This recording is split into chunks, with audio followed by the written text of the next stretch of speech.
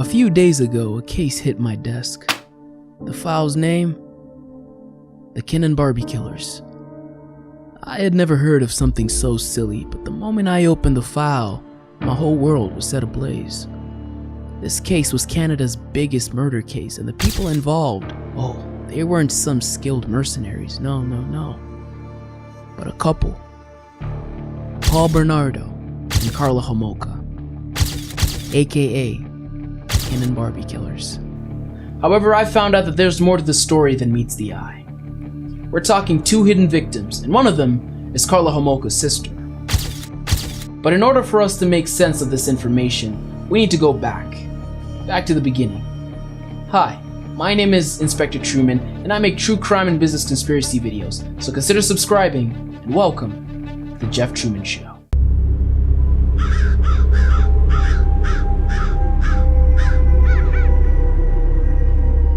Paul Bernardo, aka Ken, and last but certainly not least, Carla Homolka, aka Barbie.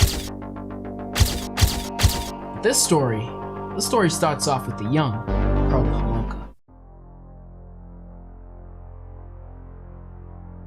Carla Homolka, born May 4th, 1970, and she grew up in a normal two-parent household in the suburbs of St. Catharines, Canada. She was the oldest of three sisters. Her father, he was a lamb salesman at the local flea market, and her mother was an administrator at St. Catherine's Hospital.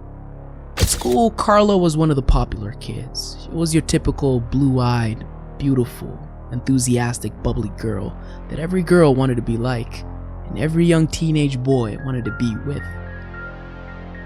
At the age of 15, Carla started to work at a local pet center in St. Catharines. She loved animals, and due to that fact, she wanted to be a vet when she grew up. However, Carla always dreamt of one day meeting her prince in shining armor, a man who would sweep her off her feet, carry her to their castle in the sky.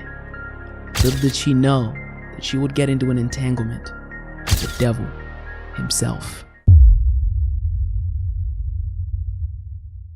Allow me to introduce you to Paul Bernardo, and the last piece to this match made in hell. Well, actually here, I think that most people here are afraid to get photographed.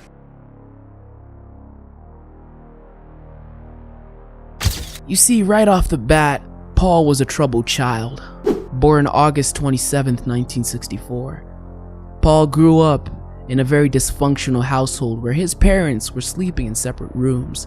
At the age of 16, his mother revealed to him that he was a bastard child, that he was a result of an extramarital affair, and the man who raised him, he wasn't his real father. Growing up, Paul was what is known as a peeping Tom, a person who derives sexual pleasure from secretly watching people undress or engaging in sexual activity. And he was caught several times staring at the neighbor's window, and this preempted parents around the neighborhood to deny their children any interaction with the young Paul Bernardo. He tried to have a normal childhood, joining the Boy Scouts and even becoming a counselor. But as he grew older, his sexual needs became vicious. For example, he started beating up his girlfriends, humiliating them. And this made him sexually sadistic, which is infliction of physical or psychological suffering, for example, humiliation and terror, on another person to stimulate sexual excitement and orgasm.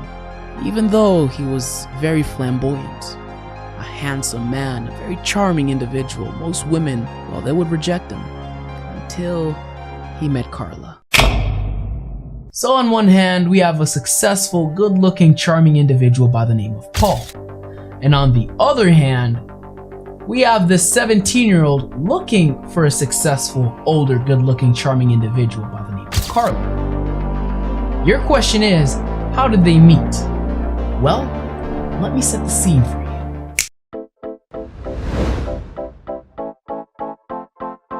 It's October 1987. 17-year-old Carla Homolka and her work friends are at a convention in Scarborough, Toronto. They got to the hotel and Carla and a friend of similar age decided to slip down to the bar area. That's where she met him, Paul. Paul was also at a different convention taking place in the same hotel, so they made eye contact, approached each other, had a few drinks, and then went up to Paul's room. And the rest, oh, the rest is history, my friend.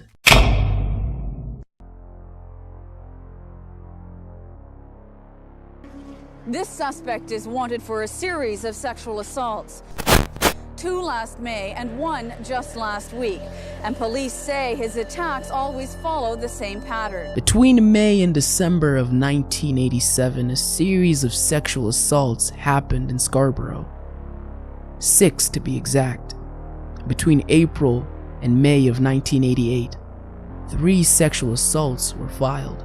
October to December of 1988, another 4 sexual assaults were filed. They were all from the same person dubbed the Scarborough. I later learned that he had a type: small, young, fragile women. And he had a tendency to keep tabs on his victims and study how they walked, how they talked, where they were, what they read.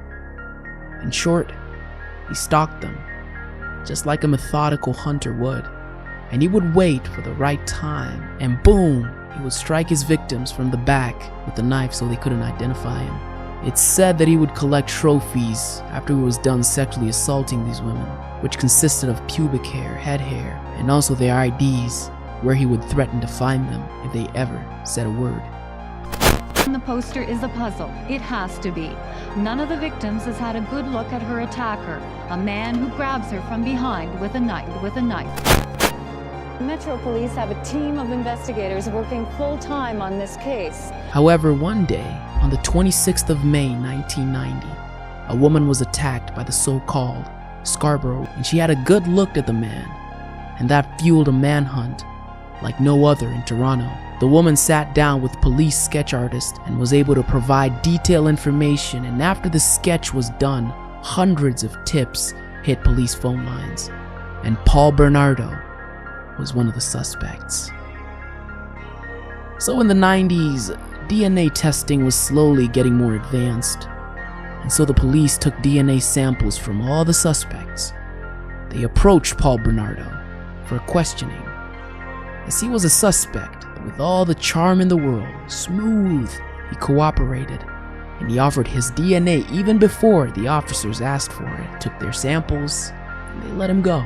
For 2 years, Paul Bernardo's DNA sample sat before anyone could hear anything.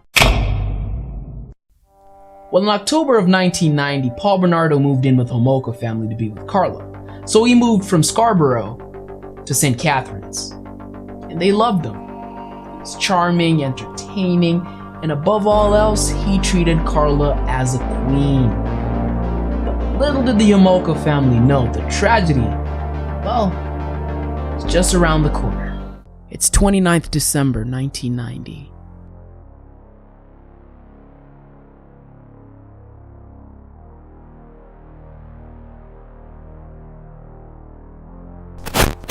Okay. Well, that's so cute. Too close up. And it's Christmas at the Homolka residence. Everybody's having a good time. Carla's parents at the time are asleep, and Tammy Homolka, the youngest of the Homolka sisters, was hanging out with none other than Ken and Barbie. They were all drinking and just having a good time. Just to put everything into perspective, Tammy was only 15 years old at the time. Her parents had allowed her to have a couple of drinks, not too much. Paul handed her a drink she had never tried before, but she was curious to try it. And she had one too many. Till next thing you know, allegedly, Tammy's on the floor with a lump in her throat. They take her to St. Catharines Hospital, where she was pronounced dead. She was only 15 years old, man. She had her whole life ahead of her. Everybody wrote it off as an accident, but the truth is, it was a setup. After Tammy's death, it took Carla Homolka 6 months to completely mourn her sister, before she started pressuring her parents to go forth with the already planned wedding between her and Paul. As you would have guessed it, her parents folded, and on the 29th of June 1991, Ken and Barbie would get their dream wedding, and it was grand. People would question why they got married so quickly after Tammy's death. But hey, the show must go on.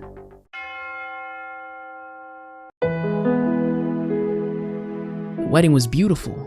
An expensive experience of sort is what I saw. Paul was dressed in an expensive suit. Carla was in a Disney-inspired puffy shoulder dress that was nowhere near cheap. There was a horse carriage and an over-the-top banquet dinner. This was a wedding that both Paul and Carla wanted, and everybody was happy for him. Hi, Carla. Hi, Paul. Best of luck. I love you both. Paul is the best thing that could ever happen to Carla. Their parents were happy. Their guests were happy. It just looked like a match made in heaven. However, something very disturbing happened on the day of the wedding. June the 15th, 1991. A 14-year-old girl by the name of Leslie Mahaffey goes missing. Apparently, Leslie was going through a rebellious stage in life. That made her parents give her a very tight curfew. The deal was, if she came home late, no one was going to open the door for her. Well, on the night of June 15th, 1991, she came late, hanging out with friends. She got home past her curfew, and she didn't have a way to get into the house.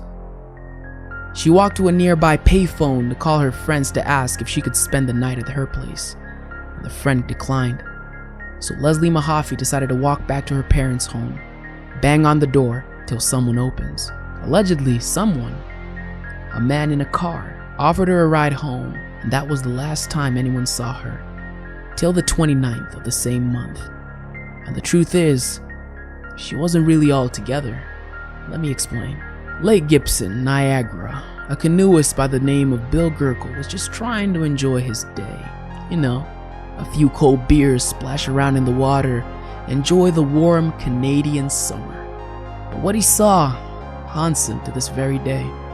While he was paddling, he saw some concrete blocks in the water with some blood, so he decides to investigate further, and with his paddle pushing on the block, he found a human foot.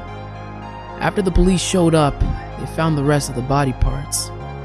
And sadly, from dental records, they found out that it was indeed the lost Leslie Mahaffey. But locals said it had to be someone new, someone who wasn't familiar with the land, because everybody knows that during the summertime, the water level at Lake Gibson drops a couple of feet, so if someone was trying to hide something, it was eventually going to be found. Entered into an investigation of the discovery of what appeared to be human remains on the shoreline of Lake Gibson.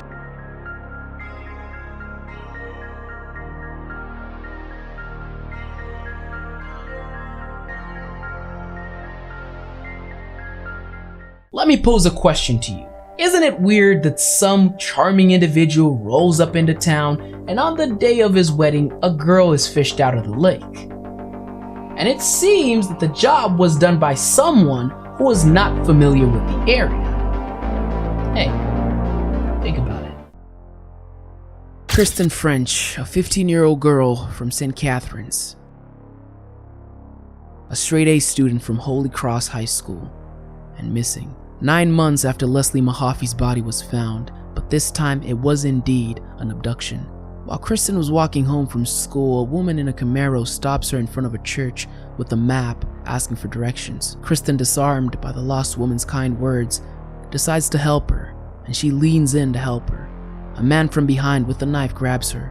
She tries to put up a fight, but she was no match, and the man pushes her into the backseat of the car, and not before dropping a couple of personal items and her shoe during the struggle. And then, they sped off. 15-year-old Kristen French, a high school athlete and a straight-A student, was abducted from the front lawn of this church near her home this afternoon.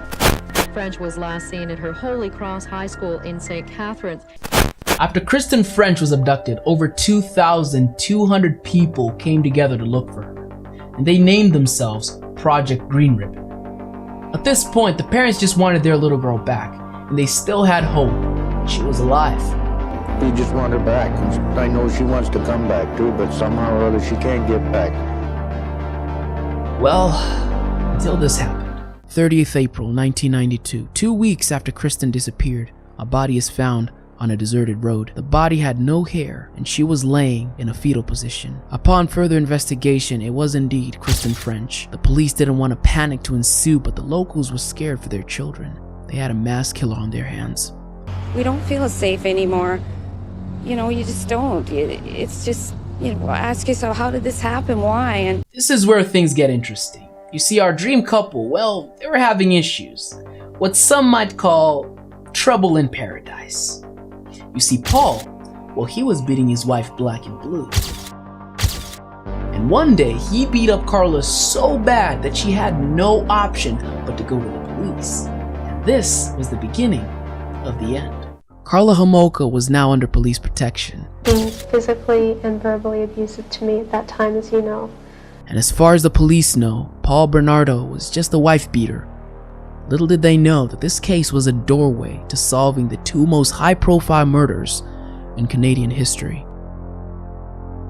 Carla leans in and tells the police that her husband, her Prince Charming, was indeed the murderer of both Leslie Mahaffey, age 14, and Kristen French, age 15. Now she had their attention. She further stated that her husband had videotaped the whole thing.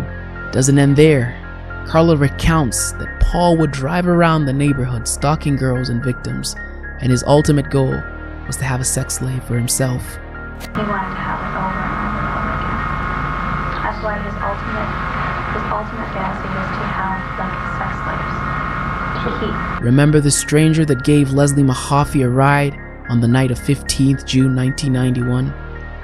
Well, Carla told the police that that was Paul. Carla continues by saying that she knew Leslie was in their home basement for about 3 days. I had to, because when I took Buddy out, there were 2 champagne glasses on the dining room table. And we had these really expensive champagne glasses from France, which we never used. He had those out. The 2 of them had been drinking champagne from those glasses. And for about 3 days, he sexually assaulted her multiple times. Then he strangled her to death. And with the chainsaw, he cut her open, filling her up with concrete, and later dumped her body in Lake Gibson. She recounted her version of how Leslie Mahaffey met her death. And then she took a breath. And that freaked me out even more. He should have slapped me in the face, because I was really hysterical then.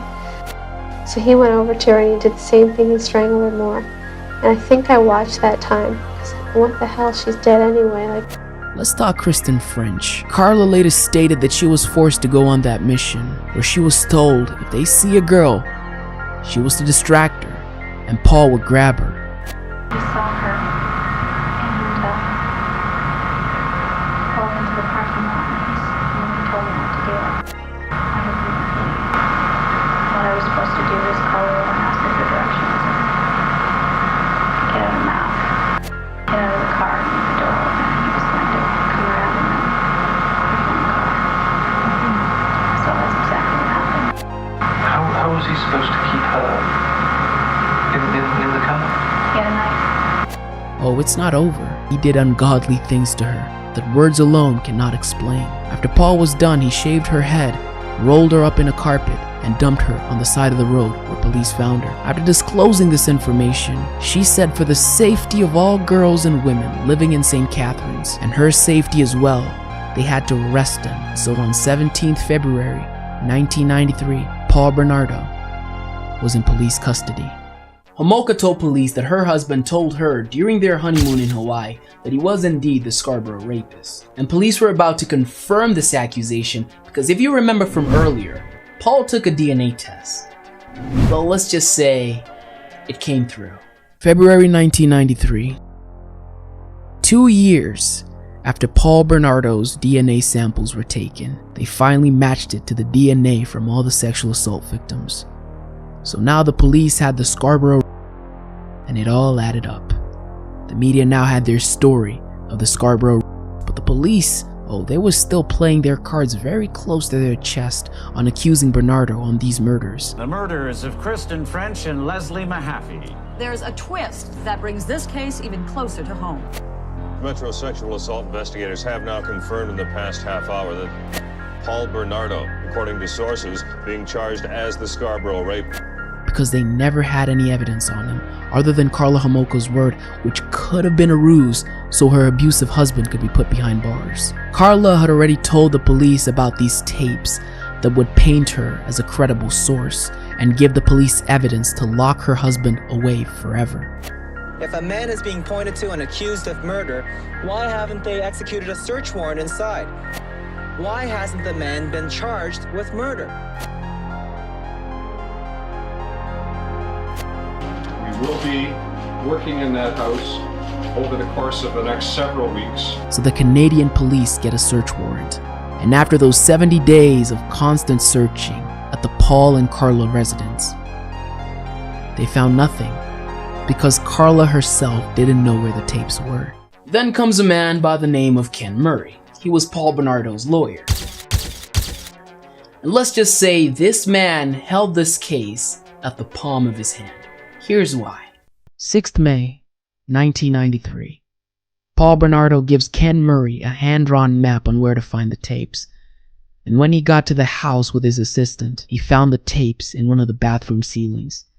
When he viewed the tapes, he saw a couple of things that Karla didn't account for in her statement. The first thing is that the tapes discredit her as a liable source of information because they show her raping and torturing Leslie and Kristen alongside her husband. Not only that, they also showed her sister, her actual death, where she was drugged and sexually assaulted by both of them. Karla is no longer a victim, but an active suspect. But old Ken Murray, he has a genius idea to hide the freaking tapes from everyone. The police at this point were frantically trying to build a case against Bernardo, and the only evidence they had was the testimony of a liar.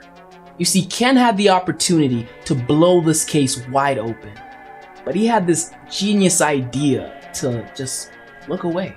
Karla at this point realizes that if they find the tapes, which at this point Ken already found the tapes, they would find footage of Tammy, her younger sister. And this is where she comes out of the shadows with a disturbing story about Tammy. It's my little sister. Paul approached me wanting to have sex with Tammy. He kept on pushing and pushing and pushing, and finally I said okay, and thinking that it wouldn't be, it would just be one time, that's it would shut him up, and he would stop bothering me and stop hurting me. Decided that we needed the halothane, and the fact that sleeping pills might not keep her completely asleep. Those burns are possibly chemical in nature and antemortem. The only chemical that was near her was the halothane. A little backstory on Paul Bernardo. Paul was obsessed with virgins, and Karla was no virgin when they met. So to him, the next best thing was his girlfriend's younger virgin sister. Halothane was the drug that Karla smuggled from her old pet center and used it to drug her sister, where she applied it to her face and held a rug soaked in the drug close to her face. She passed out. Karla and Paul did the unthinkable to her, and after they were done, she died. What I didn't tell you was that halothane is very toxic. So in reality, Karla gifted her own sister to her boyfriend to get on Christmas. The cops at this point were desperate. They needed Karla Homolka's testimony in order to put Paul Bernardo away forever. So they made a deal with the devil. And by deal, I mean they give this woman a plea deal. By this time, they don't know about Ken or the tapes. Well, here are the terms to the plea deal. First, she had to plead guilty to 2 counts of manslaughter, and she would get a lenient sentence. That's 5 years for Leslie, 5 years for Kristen, and 2 years for Tammy. The price for murdering her own sister was 2 years, making a total of 12 years in prison. Mind you, this was all happening behind closed doors. So it being behind closed doors, the police had no option but to put a publication ban on the plea deal, so no media outlet could cover it or the case. Good evening. Gag order. Canadians anxiously awaiting details were shocked when the judge announced there would be a news blackout. All I'm legally allowed to tell you is Karla Homolka was convicted of manslaughter and she got 12 years in jail. If we tell you anything more than that, we're breaking the law.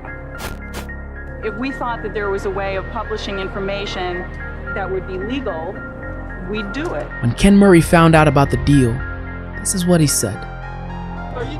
I said before that the Crown may have made a deal with the devil. I didn't think it would go quite this far.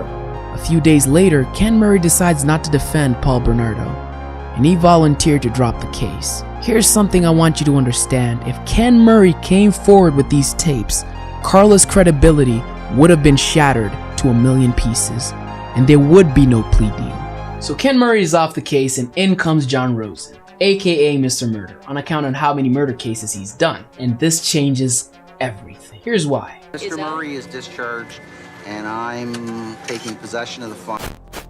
John Rosen gets possession of the tapes, watches them, and goes to his new client, Paul Bernardo, and tells him he was handing over the tapes to the cops. End of story. The police are now viewing the tapes, and their star witness is no longer a victim, but an accomplice. However, the sad fact is they already gave her a plea deal, and they couldn't rip it up because they would lose credibility moving forward when it comes to plea deals. You know what's interesting? The police found footage of another victim that Karla never told them about, nor did she ever come forward. Her name is Jane Doe, and Karla was the mastermind behind this one. Jane Doe was her friend.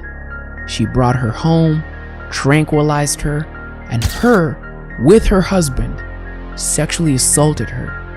So the police still need Karla's testimony because there was no visual evidence of him actually killing these two teenage girls. But now Jane Doe is in the picture, and Homolka didn't tell them about it. The cops had to cover their own asses and the credibility of their key witness. So they hire psychiatrists all the way from California who diagnosed her with traumatic amnesia. I call it whitewash. You call it what you want. They're still trying to paint her as a victim, even though it was clear in the tapes that she brought Jane Doe to the house and drugged her. May 18th, 1995, trial day. This was where Karla Homolka was going to go head to head with Paul Bernardo, the accuser versus the accused. And Canadians were eager to be in that courtroom. People camped out of the courthouse overnight just to get a chance to see this, because indeed this was Canada's biggest case at the time. Some details of the murders in what has become Canada's trial of the century. The courtroom was full of silence. You could smell the intensity in the air. The media was all over the case. The tapes were played in the courtroom, and the jury was so disgusted by the acts on these tapes that they would look away. One of the victims' parents almost collapsed in the courtroom because she heard her little girl pleading to these monsters for her life. It goes even further to show Karla in Tammy's clothes, imitating Tammy after she died, all in the hopes to satisfy her husband Paul. Like I said, they could whitewash her all they wanted, but the fact of the matter is, they indeed made a deal with the devil. Paul takes the stand and blames all the murders on Karla. Paul Bernardo said he did not want to kill these girls. He wanted to let them go because they were blindfolded. They didn't know who he was or where they were. However, he said, Karla wanted them dead. You see, Paul confessed to everything, the serial and the sexual sadism, but he said he was not a killer. According to Paul Bernardo, Kristen was already dead by the time he came back from a food run, and the only person she was left with was Karla. Karla takes to the stand, and cross-examination after cross-examination, she was like a deer caught in headlights because she was caught off guard by John Rosen, who knew exactly who he was dealing with. She came back stronger after every cross-examination, exposing herself that she was not going down and she was not going to let anyone push her around. Hence, she wasn't a traumatized victim. The more she did this, the more the jury hated her, and the lower her credibility fizzled. 31st August 1995, the trial ended and the jury had a dilemma during the deliberation. And on the 1st of August 1995, Paul Bernardo was found guilty on all counts including murder. The families didn't get justice. They had to settle with the verdict. The family's last remarks, man, they brought me to tears. Just take a listen. This is our statement. The intensity of the overwhelming pain and strong emotions have once again swept us and rendering it impossible for us to adequately talk about the death of Leslie and what this moment really means to us. We, Deb, Ryan, and myself have been through hell during the past 4 years and know there are many more months and years ahead of us. Only the trial is over. Leslie is still not coming home. Today, the guilty verdict for first-degree murder, there is some sort of closure. Well, it can't return our daughter to us. We have the satisfaction of seeing this perpetrator punished. Our final words for our daughter, with the trial over, Christy, have you heard anymore? We love you. There was another trial for the Scarborough rapes and Tammy's death, and that found Paul Bernardo as a dangerous offender, where he was sentenced to life without the possibility of parole. And Homolka, 12 years with the possibility of parole in 2 years. 4th of July 2005. Karla Homolka is released from prison as 2 identical minivans pull away from prison, and one of them has Karla Homolka in it. Homolka is now living somewhere in Canada, and she has 3 kids and a husband. The parents that lost their children in the 90s were never vindicated. Jane Doe never got justice because the woman that drugged her and violated her still walks among us. She might have changed her name, but she will never change her past, and her children have to grow up knowing what she did. The people who were involved in these cases, well, some of them lost their marriages due to stress. Some were diagnosed with PTSD. Some wanted to take their own lives, and others were diagnosed with depression. Some stopped working entirely due to that case. Karla Homolka and Paul Bernardo. Well, this couple ruined more lives than they actually did. Was there justice served? No justice was served on 1st of August 1995.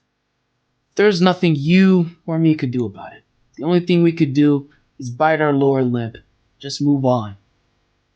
To the victims of this heinous couple, Tammy, Leslie, Kristen, may they find peace in the next world. And to Jane Doe, may she find peace in this world. As far as I'm concerned, this case is closed. I've been your online inspector, Jeff Truman. Thank you for watching The Jeff Truman Show, and always remember to keep trekking, fam. Before you go, quick question. Have you ever wanted to end the lives of any girl or guy who has ever rejected you? Because I might know someone who did, and his name is Elliot Roger.